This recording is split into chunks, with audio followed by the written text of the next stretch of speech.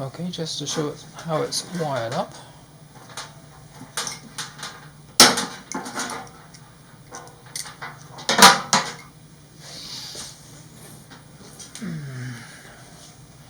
First of all, it is unplugged.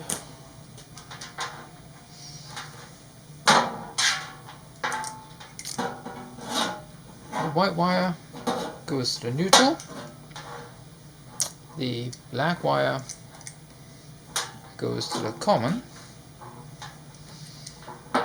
Red is slow speed, blue is medium speed, and this is a two-way switch, so it goes fast and slow.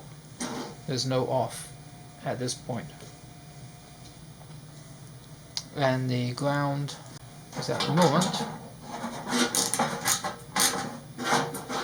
attached there, but obviously I'm going to need a wire to go back to the receptacle. There are 3 other speeds on this, and these are just capped off.